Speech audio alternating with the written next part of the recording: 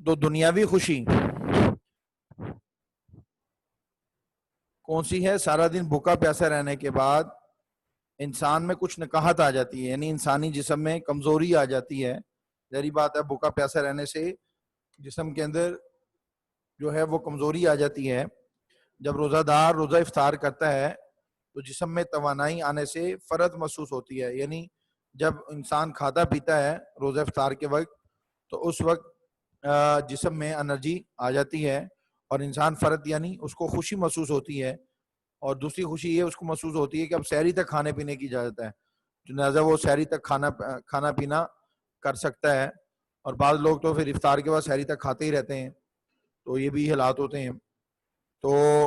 سارا دن بھوکا پیاسا جب انسان رہتا ہے تو جب اس کے سامنے نعمتیں آتی ہیں، اللہ کی طرح طرح کی نعمتیں جب وہ کھاتا ہے تو اس کو ایک خوشی محسوس ہوتی ہے، اور یہ خوشی آپ نے محسوس کی ہوگی، انشاءاللہ آئندہ بھی رمضان کے روزوں میں محسوس کریں گے۔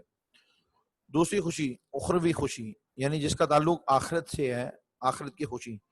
دوسری خوشی روزہ دار کو تب حاصل ہوگی جب وہ روز قیامت یعنی قیامت والے دن اللہ سے ملاقات کرے گا۔ قیامت والے دن اللہ سے ملاقات کرے گا، یعنی قیامت والے دن جب وہ اللہ سے ملے گا، یہ خوشی کتنی ہوگی اور کیسی ہوگی یہ اللہ بہتر جانتا ہے۔ یعنی انشاءاللہ اللہ رب العزت ہمیں کل قیامت کے دن یہ اخروی خوشی بھی نصیب فرمائے گا انشاءاللہ، اور وہ خوشی کیسی ہوگی یہ اسی وقت ہمیں معلوم ہوگا، اللہ ہمیں دکھا دے گا۔ لیکن ایک حدیث ہم نے پیچھے بھی پڑھی تھی، چونکہ اللہ کا وعدہ ہے الصوم لی وانا اجزی بہ وانا اجزی بہ بھی آتا ہے کہ روزہ میرے لیے ہے اور میں ہی اس کا اجر دوں گا۔ حالانکہ ایک سوال پیدا ہوتا ہے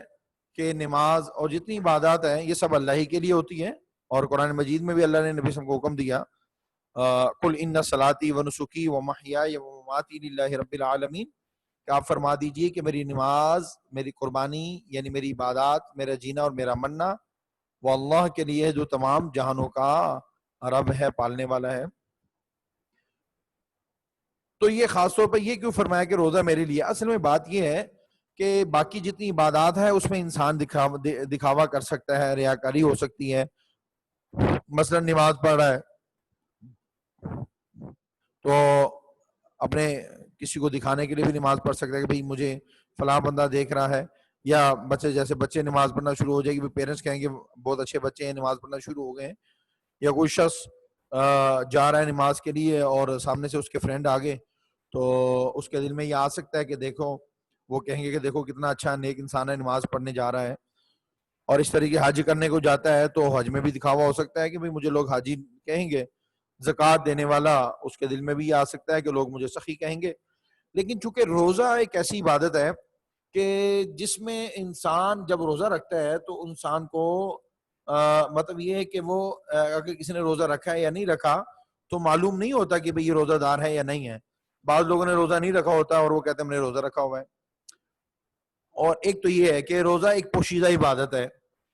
اور دوسری بات یہ ہے کہ انسان روزہ رکھنے کے بعد جتنی مرضی اس کو بھوک پیاس لگی ہو، اگر صحیح پکا مسلمان ہوگا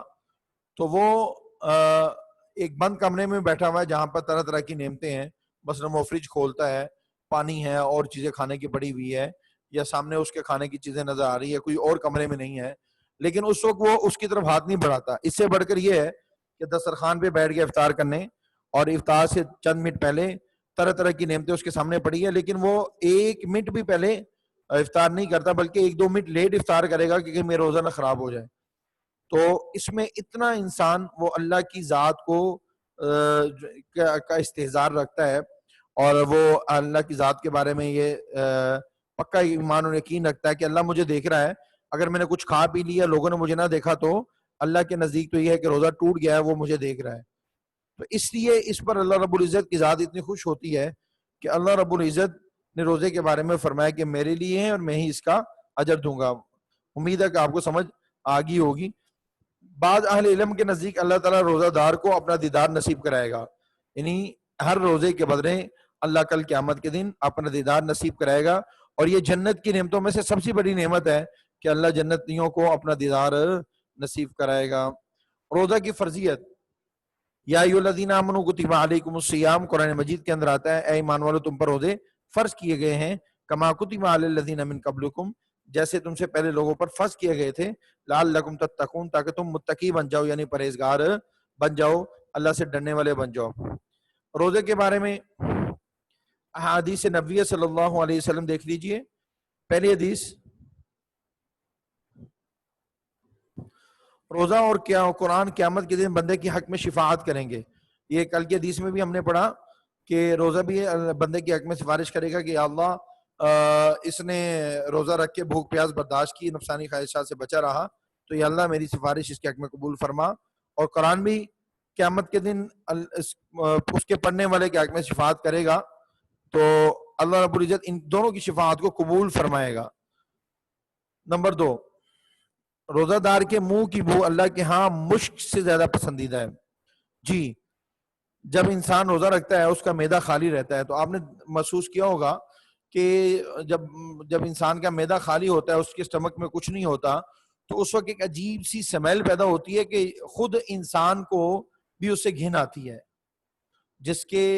منہ میں یہ سمیل آ رہی ہوتی ہے یا معدے سے، اور وہ خود اس سے گھن کرتا ہے، وہ ایسی جو ہے نا وہ کریہ سمیل ہوتی ہے، لیکن چونکہ یہ سمیل جو پیدا ہوتی ہے روزہ رکھنے کی وجہ سے، کہ روزہ کی وجہ سے وہ کھا پی نہیں رہا تو اس کا اسٹمک خالی ہے، لیکن اللہ رب العزت اتنا اسے راضی ہوتا ہے کہ اللہ کے ہاں یہ بدبو نہیں رہتی بلکہ خوشبو بن جاتی ہے، اور مجھ سے زیادہ جو بہت ہی اچھی خوشبو ہوتی ہے اس سے بھی زیادہ پسندیدہ خوشبو ہے اللہ کے ہاں۔ یعنی وہ بو ہمارے ہاں تو بو ہوتی ہے، دوسرے کو کراہت آتی ہے، خود انسان کو اس سے کراہت ہوتی ہے، لیکن اللہ اس سے روزہ دار سے اتنا راضی ہوتا ہے کہ اس کے ہاں یہ بو نہیں ہے بلکہ خوشبو ہے، بلکہ مجھ سے زیادہ بہترین خوشبو ہے۔ نمبر 3، جنت کے ایک دروازے کا نام باب الریان ہے، جس میں سے صرف روزہ دار ہی جنت میں داخل ہوں گے۔ کل قیامت کے دن یہ اعلان ہوگا کہ روزہ دار کھڑے ہو جائیں، تو اعلان ہوگا تو روزہ دار کھڑے ہو جائیں گے۔ اب وہاں پر تو یہ تو نہیں ہے کہ یہاں پر جیسے 2 نمبری ہوتی ہے اور جھوٹے لوگ بھی بیچ میں شامل ہو جاتے ہیں، تو وہاں پر تو سب کچھ عیاں ہوگا اور جو روزہ دار ہوں گے وہ کھڑے ہو جائیں گے۔ تو اللہ رب العزت نے روزہ داروں کے لیے جنت کے 8 دروازوں میں سے ایک خاص دروازہ جس کا نام باب الریان ہے، اس دروازے کا نام الریان ہے۔ باب دروازے کو کہتے ہیں الریان، یہ بچوں کے نام بھی ہوتے ہیں، ہم رکھتے ہیں۔ تو اس باب الریان سمجھ لے کہ وہ ایک وی آئی پی گیٹ ہے، جیسے ہوتے ہیں نا بعض جگہوں پہ وی آئی پی گیٹ ہوتے ہیں اور وہاں پر صرف وی آئی پی ہی لوگ وہاں سے داخل ہو سکتے ہیں، یا آپ نے دیکھی ہوگی سیٹنگ ہوتی ہے تو وی آئی پیز کے لیے خاص سیٹنگ ہوتی ہے، وہاں پر صرف وی آئی پی لوگ بیٹھ سکتے ہیں۔ تو اللہ رب العزت کل قیامت کے دن روزہ داروں کا اتنا زبردست ویلکم کرے گا اور اتنا زبردست اہلا وسہلا مرحبا ہوگا ان کے لیے کہ کل قیامت کے دن ایک دروازہ خاص کر دیا گیا ہے روزہ داروں کے لیے، اور جنتی دوسرے دروازوں سے داخل ہوں گے، لیکن جو جنتی روزہ دار بھی ہوں گے ان کو اس دروازے میں سے بڑے اعزاز و اکرام کے ساتھ داخل کیا جائے گا۔ اور قرآن مجید کی آیت ہے نا کلوا واشربوا ہنیئا بما اسلفتم فی الایام الخالیہ، تو یہ آیت جو جنت کے دروازے پر فرشتے کھڑے ہوں گے وہ یہ آیت بھی پڑھیں گے، یعنی اس آیت کا مفہوم یہ ہے کہ وہ یہ اعلان کریں گے کہ کھاؤ پیو، یہ بدلہ ہے ان دنوں کا جو تم نے اللہ کی یاد میں جو ہے نا وہ روزے کی حالت میں گزارے، یعنی بھوک پیاس میں گزارے۔ آج اب تم پر جو ہے نا وہ کسی قسم کی بھوک اور پیاس نہیں ہوگی، اور اس دروازے کے اندر سے داخل ہو جاؤ اور جنت کی نعمتوں سے لطف اندوز ہو جاؤ، اور جنت کی نعمتیں کو لوٹنا شروع کر دو اور ان کو استعمال کرنا شروع کر دو، اور وہ تمہارے لیے اللہ رب العزت نے روزے کے بدلے عطا فرمائی ہیں۔ نمبر 4، افطار کے وقت اللہ تعالیٰ روزہ دار کی دعا رد نہیں کرتا۔ سبحان اللہ، جب انسان افطار کے وقت بیٹھتا ہے تو اللہ رب العزت اس کی روزہ دار کی کوئی نہ کوئی دعا قبول فرماتا ہے۔ دنیا کا بھی قانون ہے، آپ دیکھیں اگر گھر میں کسی کو مزدور لے کر آتے ہیں مزدوری پر، آپ اسے کہتے ہیں کہ بھئی آپ نے 6 گھنٹے 7 گھنٹے کام کرنا ہے، یہ کام ہے آپ مکمل کر لو، اور اس کے بدلے میں پھر آپ کی جو مزدوری طے ہوئی ہے وہ آپ کو دے دیں گے۔ اب وہ جب وہ مزدور اپنی مزدوری مکمل کر لیتا ہے تو آپ اس کا جو مزدوری طے ہوتی ہے، جو پیمنٹ ہوتی ہے، وہ آپ اس کو دے دیتے ہیں، اس کا معاوضہ۔ تو ہم دنیا کے اندر کتنے بڑے گناہگار ہی کیوں نہ ہو، لیکن جب وہ مزدور شام کو پسینہ خشک کرتے ہوئے اور پسینے کو پہنچتے ہوئے وہ ہم سے ہاتھ آگے کر کے کہتا ہے بھائی صاحب میری مزدوری مجھے دے دیں، تو ہم اس کو فوراً اس کی مزدوری دے دیتے ہیں، بلکہ ہمیں بعض اوقات اس کے اوپر اتنا ترس آتا ہے کہ اس نے ہمارے گھر سارا دن مزدوری کی ہے، ہمارا یہ کام اس نے کیا ہے بڑی محنت کا، ہم اس کی مزدوری سے زیادہ کچھ اس کو انعام کے طور پر دے دیتے ہیں۔ تو یہ دنیا کا قانون بھی ہے، کل قیامت کے دن بھی اللہ رب العزت تو بہترین مزدوری اس کی عطا فرمائے گا، لیکن ہر روز وہ مزدوری اللہ تعالیٰ افطار کے وقت اس طرح ادا کرتا ہے کہ سارا دن روزہ دار اس کی مزدوری کرتا ہے اللہ کی، وہ اس صورت میں ادا ہوتی ہے کہ اللہ رب العزت اس کے بدلے میں، یعنی کہ روزہ رکھنے کے بدلے میں اللہ رب العزت اس سے اتنا راضی ہوتا ہے کہ جب وہ دعا کرتا ہے تو اللہ اس کی دعا کو قبول فرماتا ہے۔ اس لیے ہمیں روزے سے چند منٹ، چند دیر پہلے ہمیں بجائے بازاروں میں اور ادھر ادھر ٹی وی وغیرہ کے آگے بیٹھنے کے یا موبائل کو یوز کرنے کے، بہتر ہے کہ ہم افطار سے چند منٹ پہلے، بلکہ 10-15 منٹ پہلے ہم جو سے ہے وہ دعا کے لیے ہاتھ اٹھا لیں اور ہم دعاؤں کا اہتمام کریں، اور سب گھر والے دعاؤں کا اہتمام کریں، کیونکہ یہ قبولیت دعا کا وقت ہوتا ہے۔ اور مزدور کو، ہم جو مزدوری کرتے ہیں اللہ کی سارا دن روزہ رکھ کے، مزدور کو مزدوری ملنے کا ٹائم ہوتا ہے، لہذا ضرور اللہ رب العزت دعا کو قبول فرماتا ہے۔ نمبر 5، روزہ دار کے لیے ساری مخلوقات دعائیں مغفرت کرتی ہے۔ روزہ دار کے لیے حدیث میں آتا ہے کہ سمندر میں مچھلیاں روزہ دار کے لیے دعائیں مغفرت کرتی ہیں، اور ہواؤں میں پرندے اس کے لیے مغفرت کی دعا کرتے ہیں، اور اس طریقے سے بلوں میں چونٹیاں تک بھی اس کے لیے روزہ دار کے لیے مغفرت کی دعا کرتی ہیں۔ تو کتنا خوش نصیب ہے روزہ دار کہ اس کے لیے اللہ رب العزت مخلوقات کو مسخر کر دیتا ہے، اور مخلوقات جو سی ہیں نا وہ اس کے لیے دعائیں مغفرت کر رہی ہوتی ہیں، اور یہ وہ مخلوقات ہیں جو معصوم ہیں، جن کا کوئی حساب و کتاب نہیں ہوگا۔ اللہ رب العزت ان سے جو سے ہے نا، تو وہ جو ہے نا وہ ساری مخلوقات جو سی نا اس کے لیے دعائیں مغفرت کرتی ہے،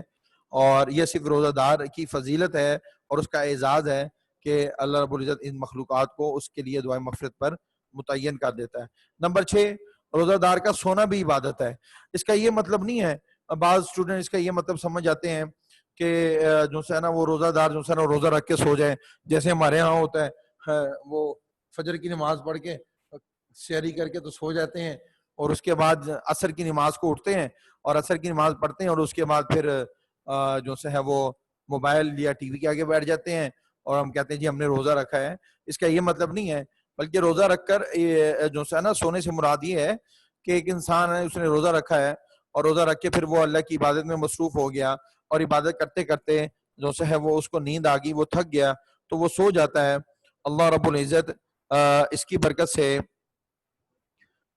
کیونکہ وہ روزے کی وجہ سے تھک جاتا ہے اور پھر وہ سو جاتا ہے، تو اس کا سونا بھی اللہ تعالیٰ فرشتوں کو یہ ارشاد فرماتا ہے کہ اس کا سونا بھی عبادت میں شامل کر لو۔ اس کا یہ مطلب ہے، اس کا یہ مطلب نہیں ہے کہ روزہ رکھ کے سو جانا کہ بھئی ہم نے حدیث پڑھ لی اب ہم روزہ رکھ کے سوتے رہیں گے کیونکہ ہمارا سونا بھی عبادت ہے۔ اس کا مطلب یہ ہے کہ جب وہ تھک جاتا ہے روزہ رکھ کر، اب جب وہ تھک گیا اور تھک کر عبادت کرتے کرتے وہ سو گیا، عبادت کرتے کرتے وہ سو گیا، تو اب اس کا سونا بھی عبادت میں ہی شمار ہوگا۔ حاصل کلام،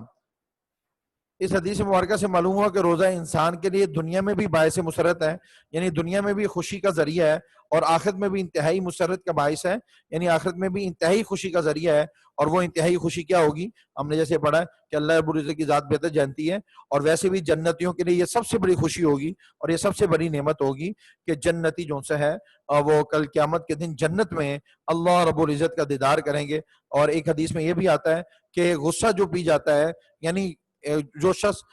اس بات پر قادر ہوتا ہے کہ وہ بدلہ لے سکتا ہے، لیکن اس کے باوجود وہ اپنا غصہ پی جاتا ہے، تو یہ کڑوے گھونٹ کے بدلے میں، غصے کا جو گھونٹ ہے نا بڑا کڑوا ہے، تو ہر گھونٹ کے بدلے میں اللہ کل قیامت کے دن اس کو اپنا دیدار نصیب فرمائے گا۔ اس طرح روزہ دار کو بھی ہر روزے کے بدلے میں اللہ جنت میں اپنا دیدار نصیب فرمائے گا۔ جی بچے، ان کو اچھی طریقے سے اس حدیث کو یاد کر لینا۔ اللہ رب العزت سے یہ دعا ہے کہ اللہ رب